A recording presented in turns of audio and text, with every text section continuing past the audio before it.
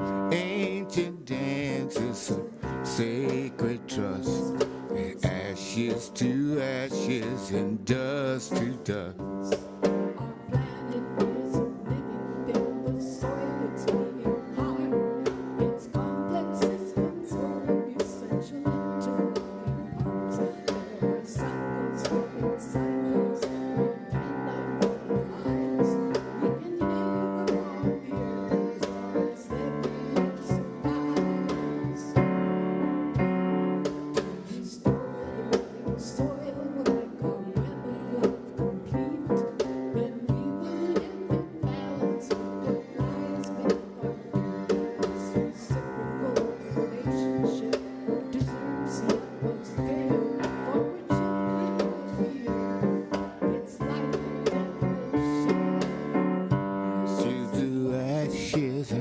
Dust to dust. We feed the soil and the soil feeds us. It's an ancient dance, it's a sacred trust. Ashes to ashes and dust to dust. Ashes to ashes and dust to dust.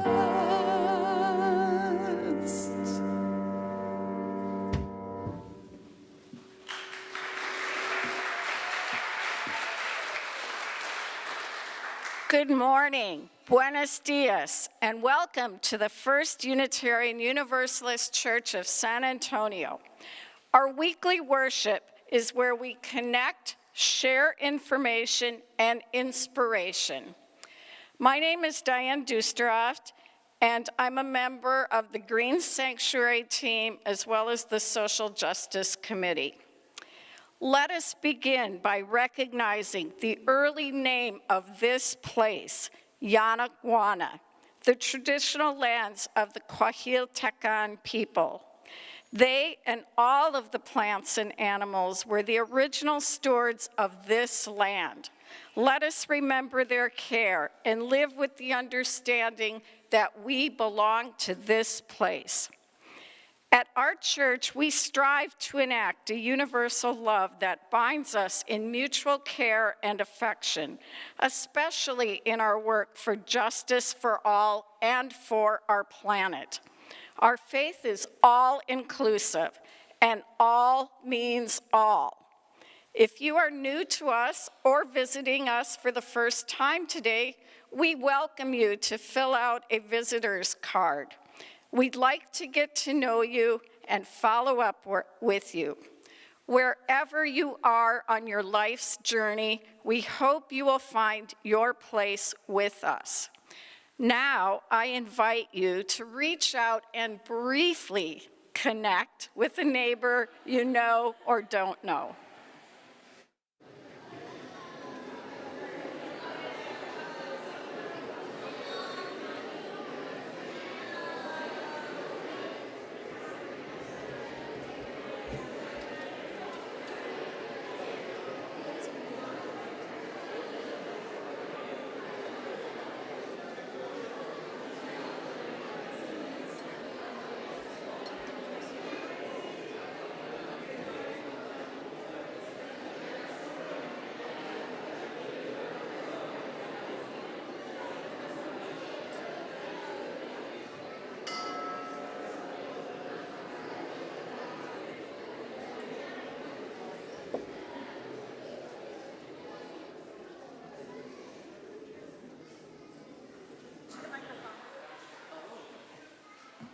Sylvia?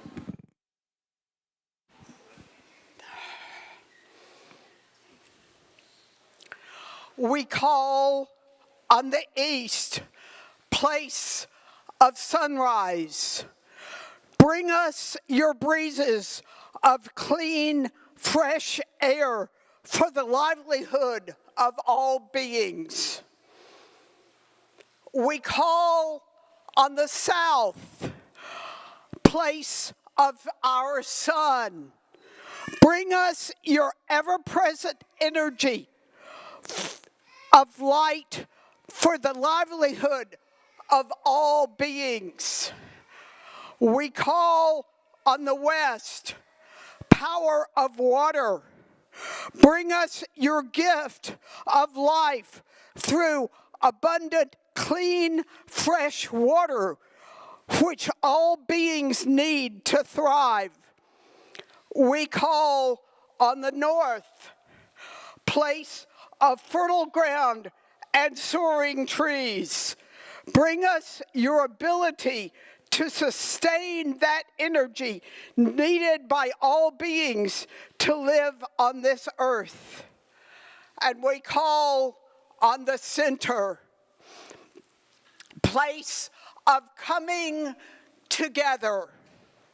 Bring us healthy relationships with all the beings with whom we share this place.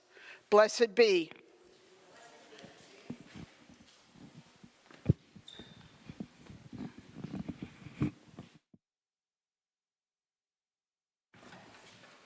We join together this day with loving hearts, hands, and minds, embracing the interconnected web of water, air, and earth, to create a new world, not of wealth, but well-being. As we give thanks for this earth, our shared and singular home, may we dedicate ourselves to its ongoing care.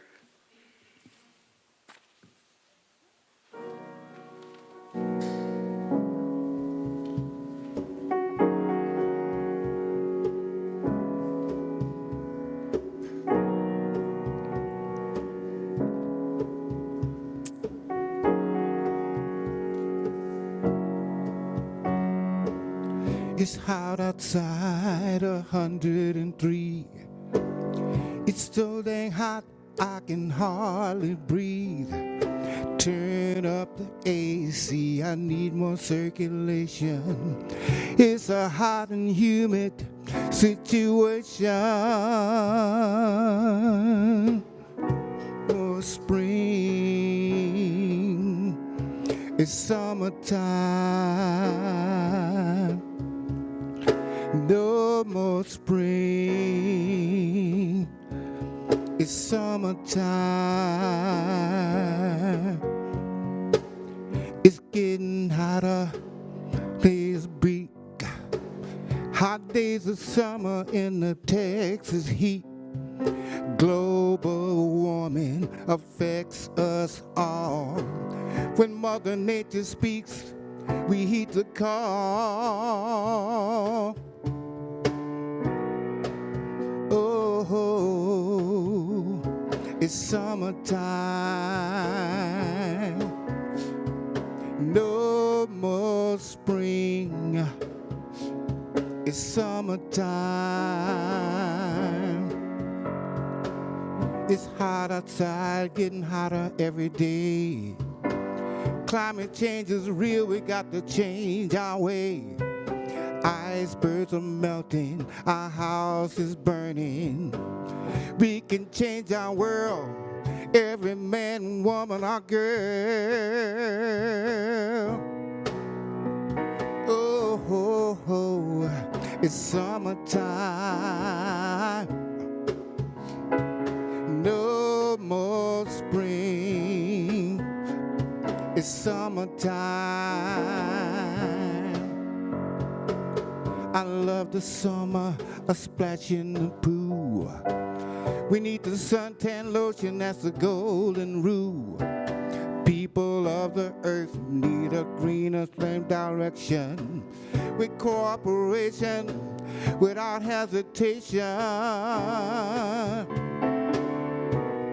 Oh yeah, yeah. It's summertime. No more spring. It's summertime. No more spring. It's summertime. No more spring. It's summertime.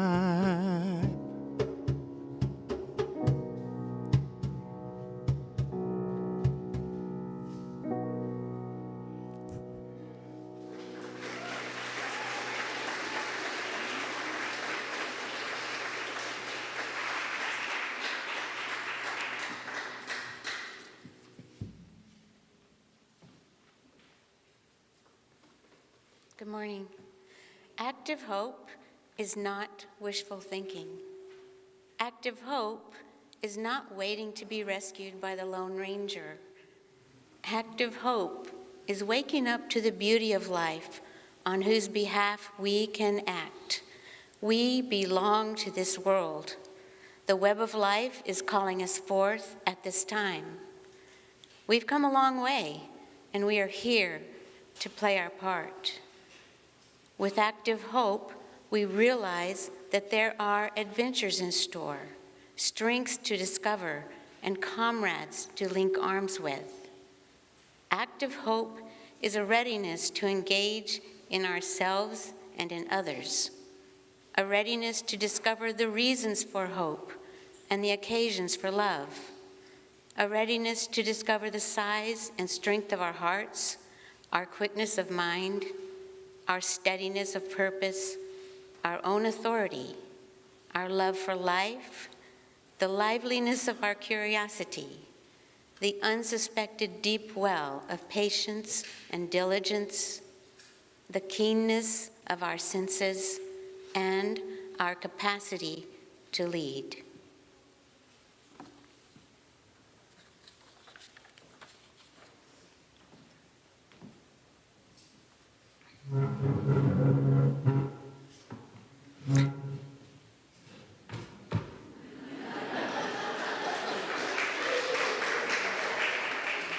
I hear you all like to actually see me. Being in this world means that each of us is in relationship with the all that is. Sometimes the all that is can be gentle and nurturing, and sometimes it involves pain and loss.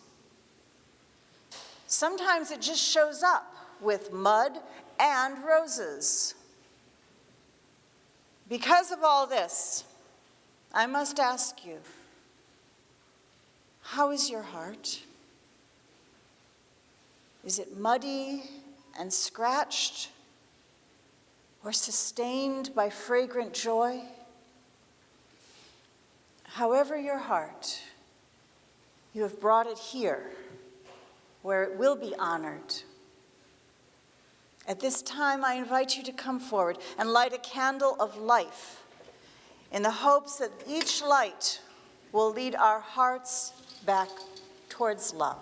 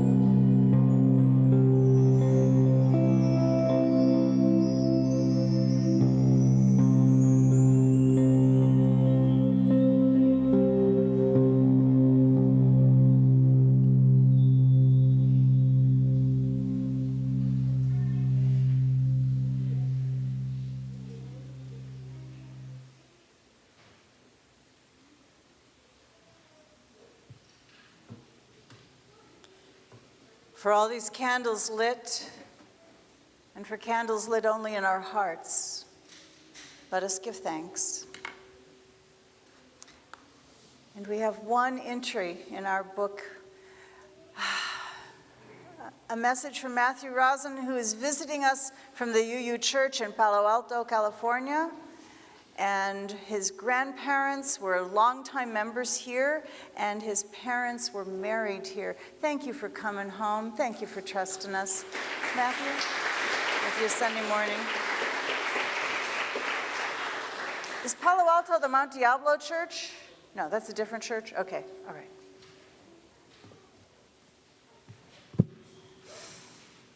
Now, let us take a moment to follow our breath into those places we might have rushed over all week. With each breath in, may we go deeper and find that part of your own center that needs attention. Breathing in, breathing out.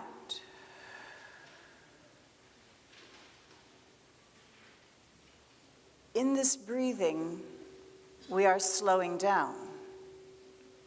slowing down to listen.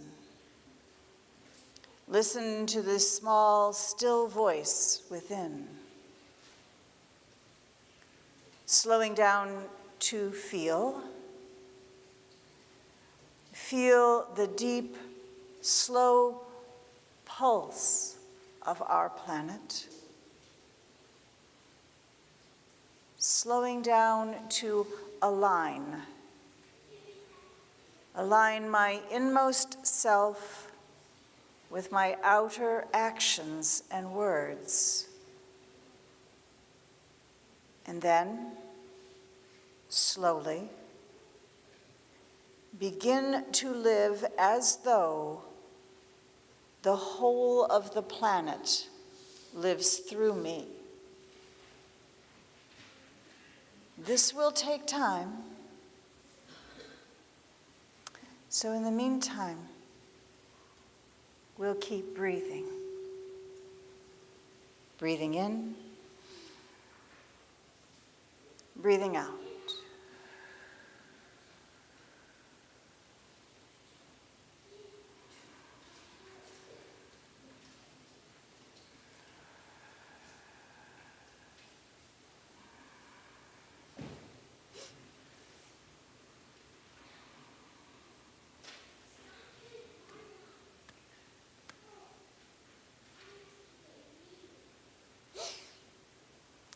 Blessed be.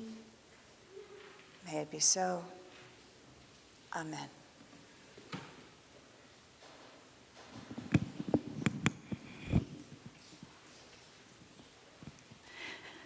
Good morning. I'd like to invite anyone who would like a better view to come on up front for story wisdom.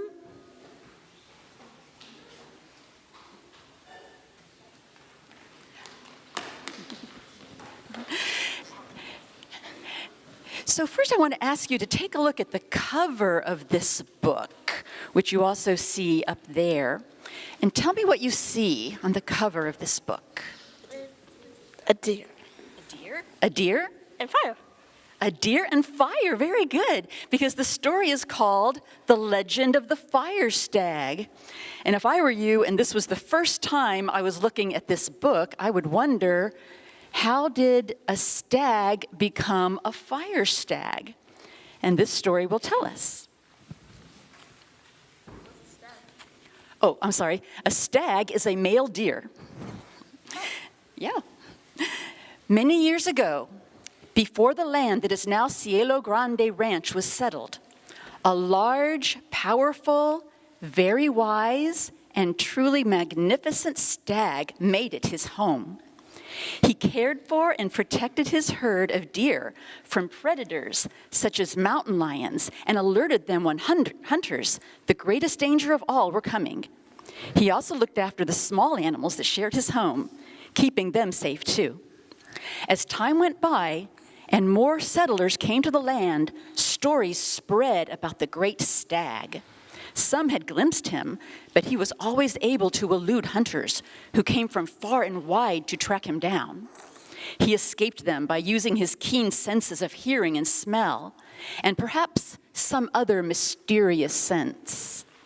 Still, the hunters came in search of the stag, no matter how often they failed to find him. Finally, a group of hunters worked together and devised a plan using fire. Some of their group would light fires upwind from the stag and his herd. These fires would soon spread and form a semicircle of fire, moving inward and downward toward the stag. The rest of the hunters would be waiting to fell the magnificent creature as he rushed toward them to escape the approaching flames. So on a beautiful, cool fall day, the hunters put their plan into action.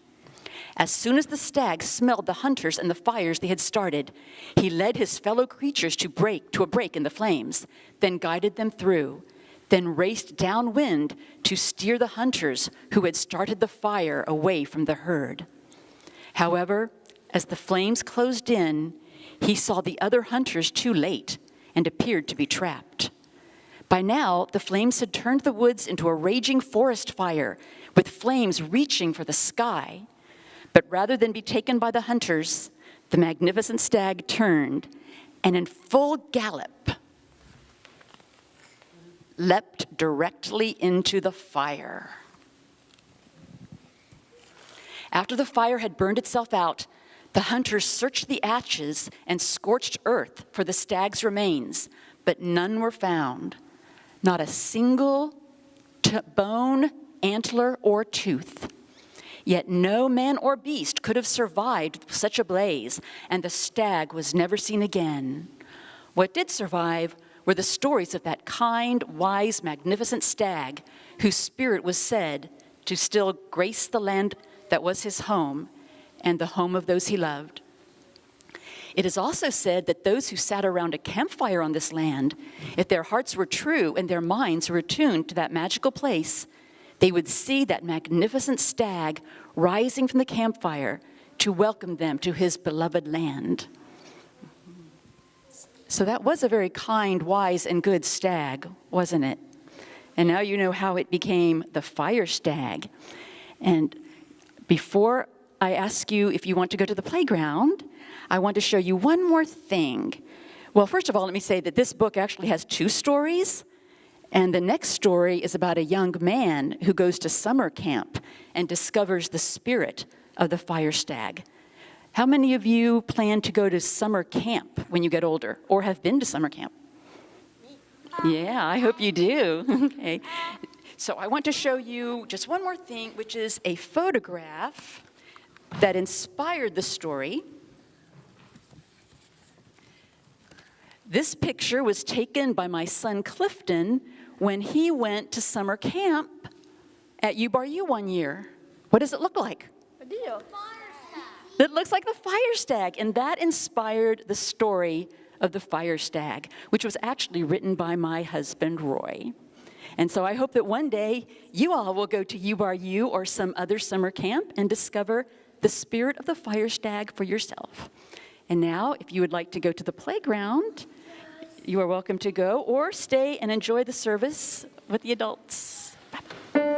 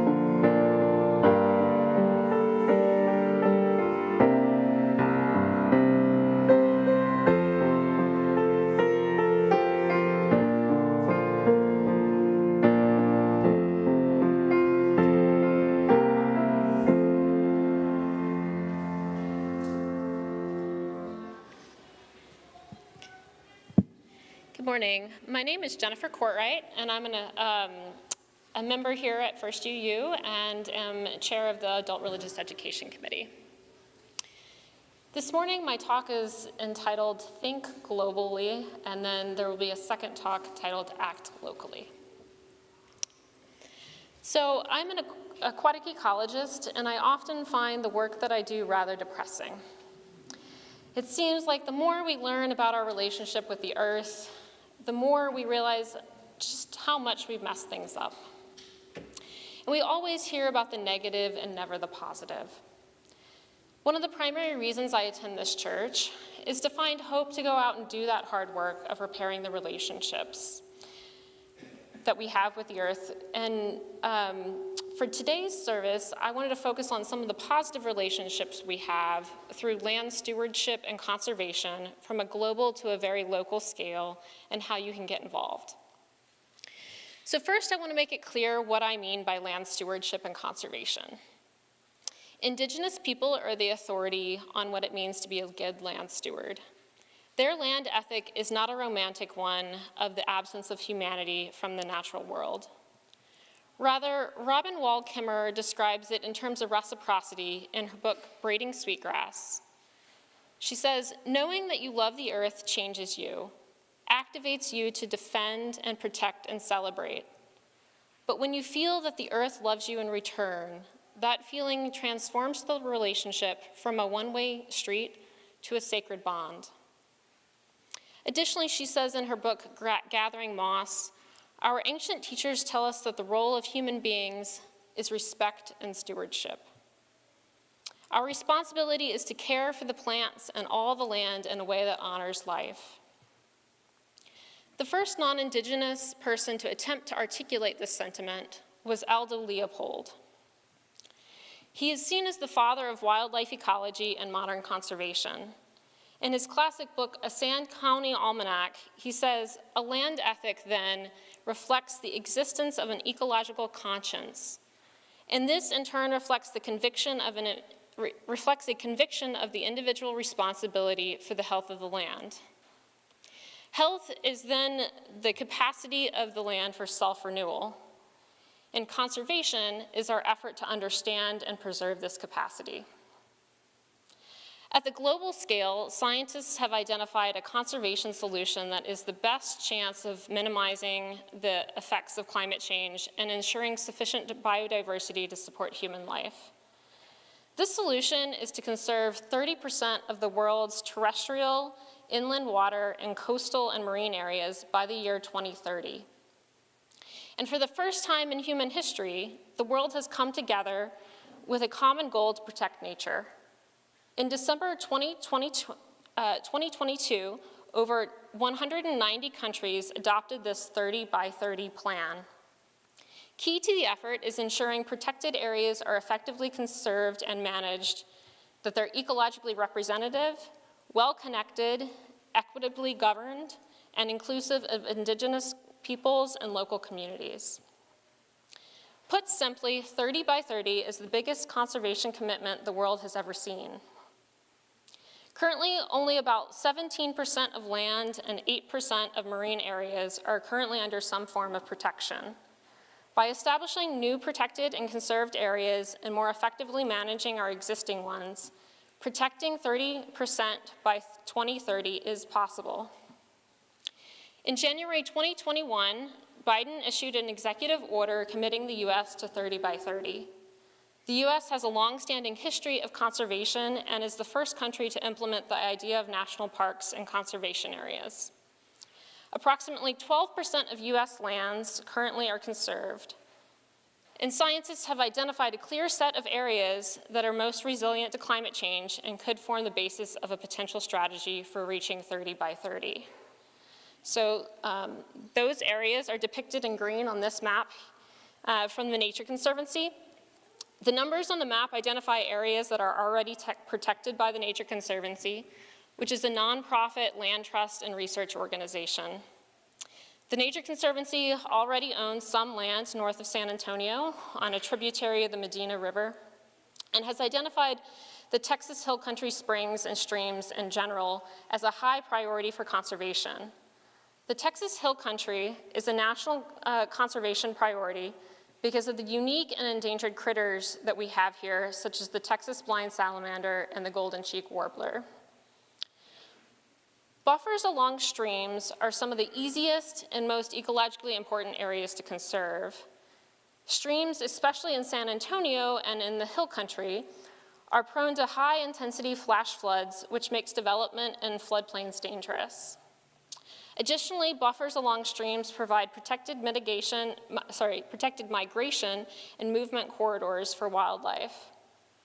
Furthermore, leaving vegetation buffers along streams significantly reduces pollution that enters the stream and the aquifer. So San Antonio currently has an extensive network of greenway trails and parks along our streams. However, it hasn't always been this way. It took centuries of devastating floods and inequity for the city to decide that it was simply worth giving the river more space to do its thing. In the book West Side Rising, which First UU Environmental Book Group read this fall, describes this process and the devastating flood of 1921, which led to the creation of Cops Metro and the current network of our greenway trails. There's still more work to be done, though, to restore ecological functions and ensure this restoration is equitable. This is a map of an ongoing initiative to improve ecological functions and improve the West Side San Antonio's access to natural areas while still protecting them from flash flooding. The West Side Creeks Restoration Initiative aims to restore 11 miles of Aslan, Apache, Martinez, and San Pedro creeks that were channelized into concrete ditches as a part of the 1954 Federal Flood Control Project. And you can see that channelization in the picture on the right here. So what can we at First UU do to assist with these efforts? There are ongoing community meetings to give input on the West Side Creeks restoration, but as a first start, the First UU Green Team thought that the first step was simply to walk the greenways. Many of us had never been on the greenways on the West Side, and so this is a picture of us at Elmendorf Lake, and I encourage all of you to find your nearest greenway and start developing a relationship with it. So this is a map of, sorry it's so small, but if you just Google greenways at San Antonio, you can get access to this map. But it shows how the greenways really encircle the whole city. So I live northeast, on the northeast side of town, and I walk the Salado Creek Greenway on a daily basis. It has become my spiritual practice of walking meditation. And through an app on my phone called Merlin, if you Google Merlin, I've been able to recently identify an individual bird, so not just a species, but an individual bird that sits in one specific tree every morning and sings this very specific song. And I feel like he's singing to me. He's a long-billed thrasher, which aren't as common as some other birds, and it's been extra special to have that kind of individual relationship with him. I've struggled recently with some hip issues, and so these daily walks and relationships I feel that the earth is loving me back to health. So my hope for all of us is that we can find joy and peace in our relationships with one another and the natural world so that we can be made whole. Thank you.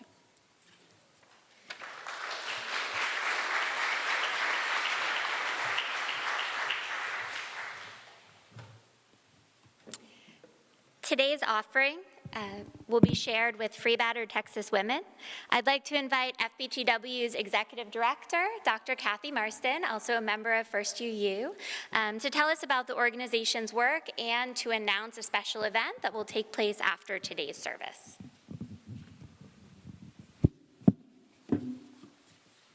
Good morning. I'd like to thank everybody, and I'd like to thank Allison, who is on our board. I want to thank all of you so much for your support of FBTW and of me.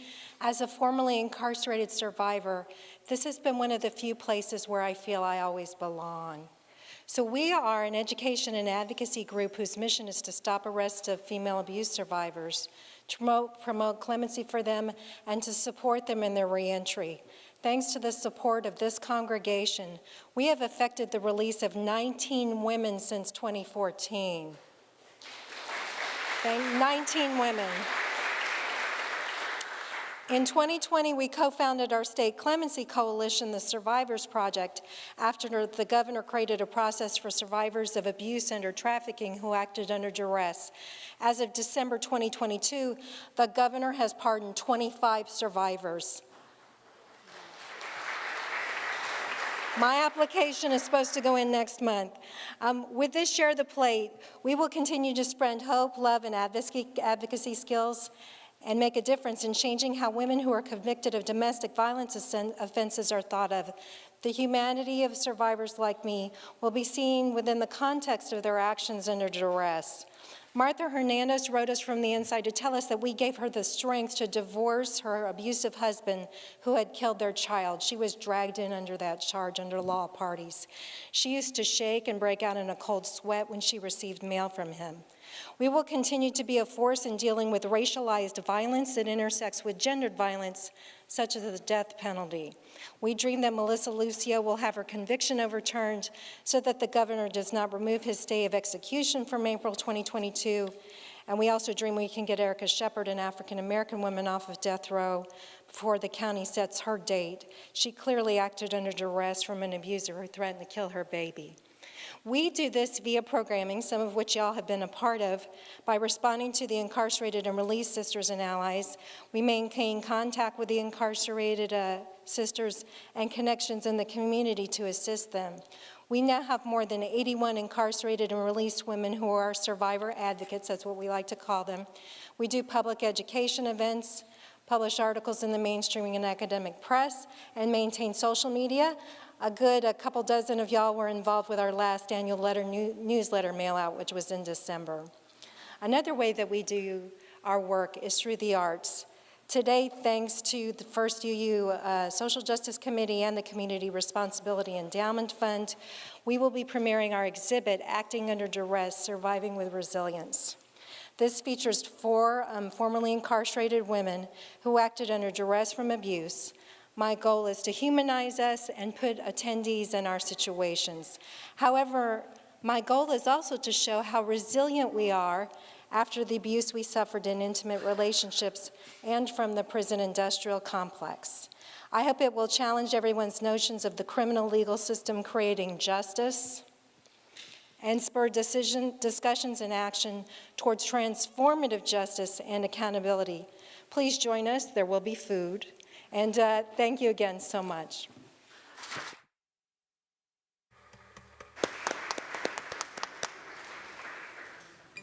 For those of you viewing online, we invite you to donate on our website. Be sure to select Share the Plate and enter FBTW.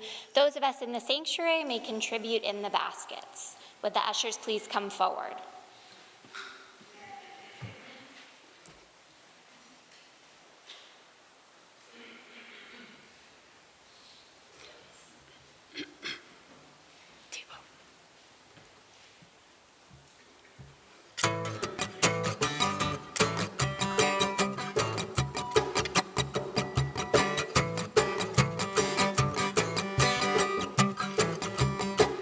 This is the harvest. Gladly I am reaping what I've sown. Here in the garden, a glory in the gifts my life has grown. Season of plenty, sprung from seeds I've scattered on the wind. Astounding bounty, fullness of the feast I've gathered in.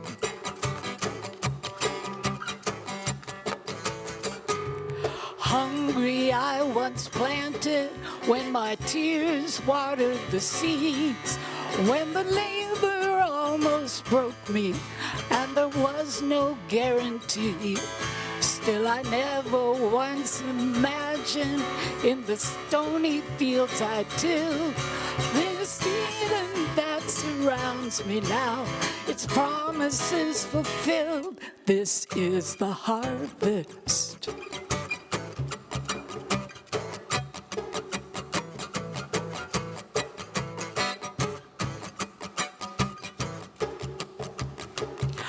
Sink my fingers in the soil to touch the dust of stars. From this mud has come the song of everything we are. The earth, our flesh, the rocks, our bones, our blood, the endless sea. Turning and returning in eternal mystery. This is the harvest. This is the harvest. This is the harvest.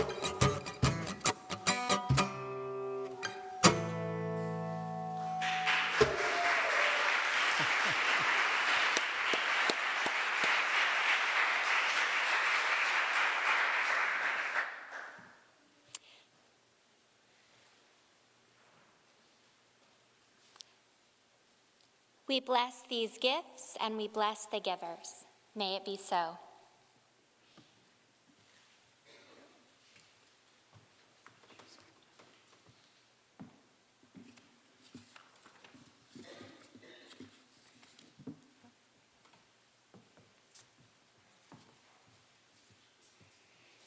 Good morning.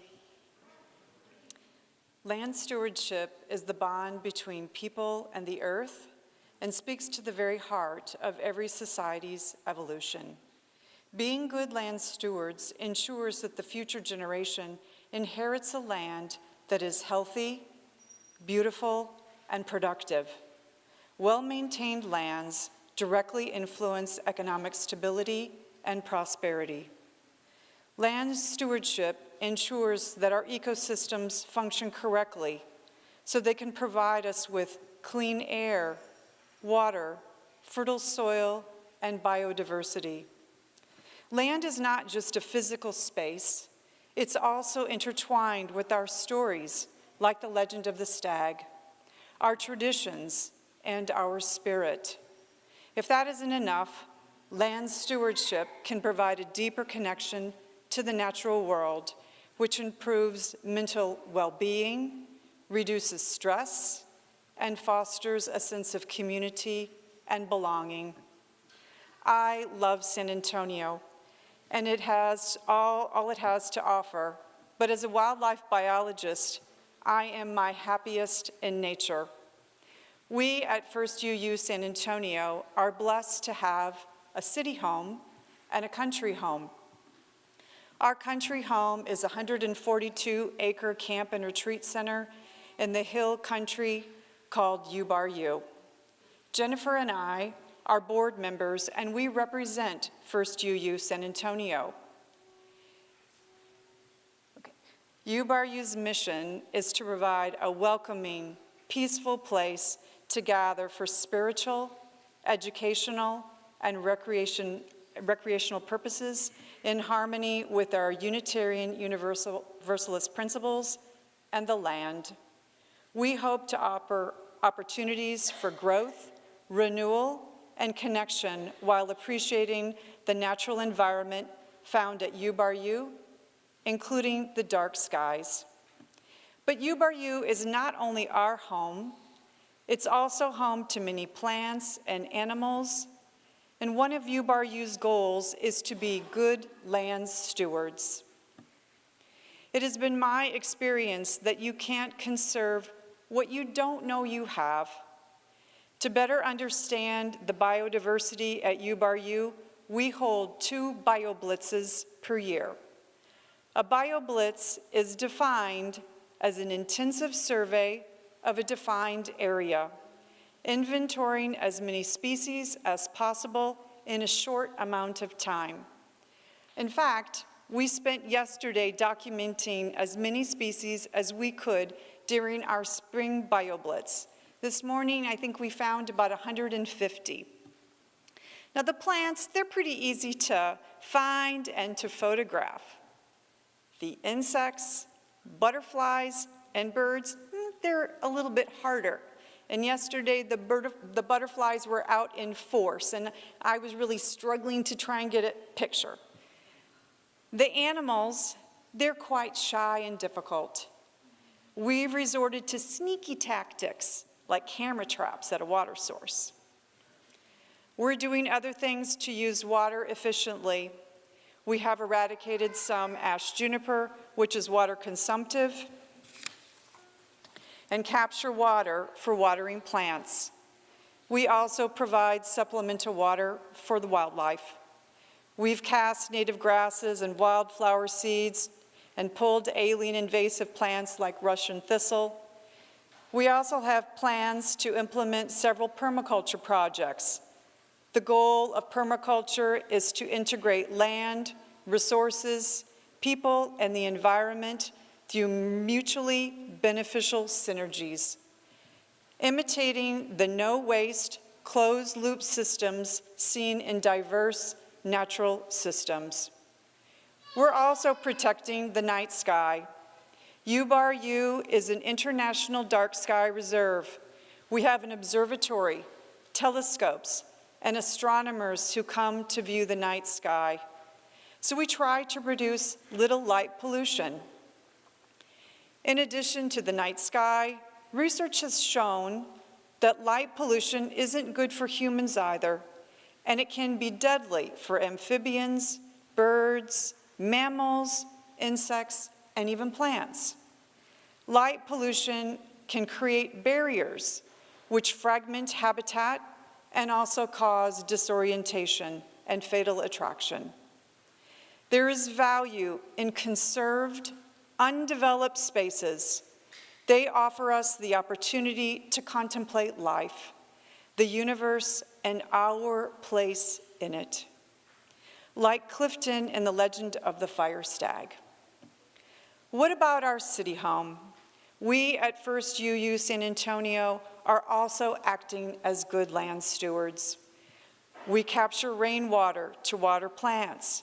We recycle, compost extra food at the fun lunches, and plant native wildflowers and trees. We're also providing homes for birds. Please be sure to check out the Purple Mountain House.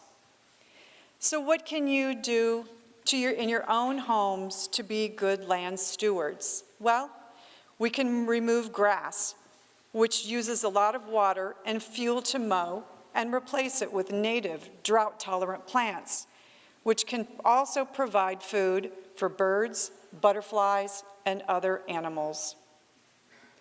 We can also reduce our light pollution by turning off outside lights at night or using a shield to direct the light downwards.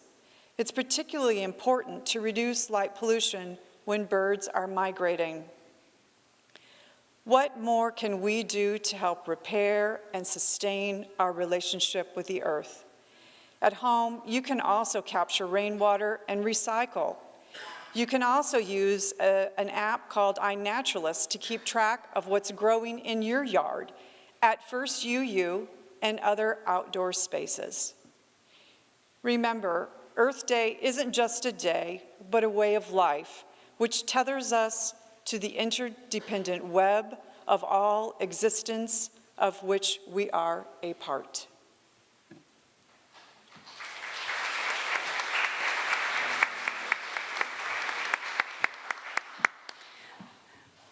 Let us begin to close our worship by singing together hymn number 1064 from your teal hymnal, Blue Boat Home. Stand as you are called to do so by your heart.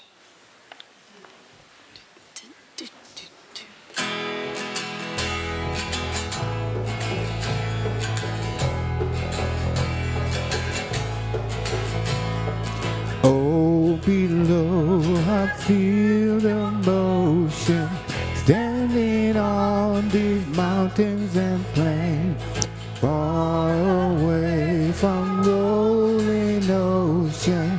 Feel my dry heart grow sing.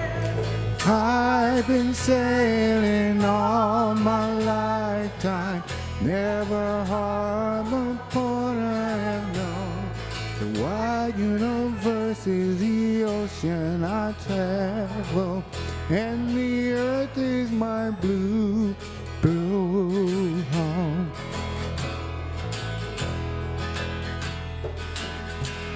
You sail my moon, my rudder, as I plow the stormy sea, leaning over the edge of wonder, casting questions into the deep, drafting in the companion, all my kindred and soul, making light of the heaven in my beautiful blue boat home.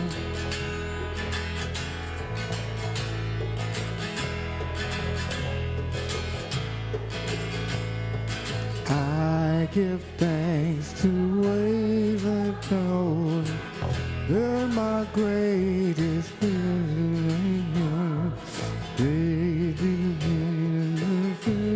Before me, sing my sacred song. I was born upon path, never harbor a port I have known. The world is the ocean I travel, and the earth my new birth home.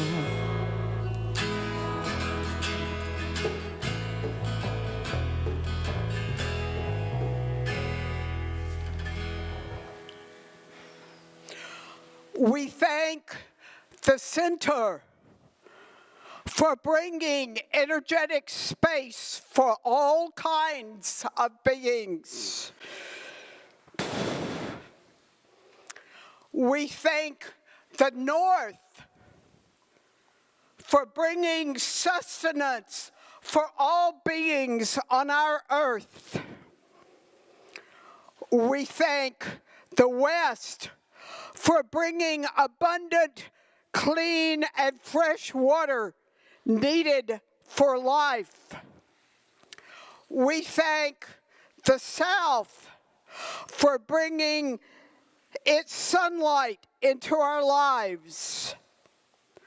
We thank the East for bringing clean, fresh air for breathing.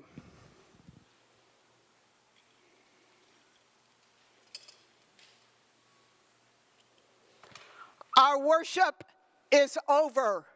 Our service has begun. Blessed be.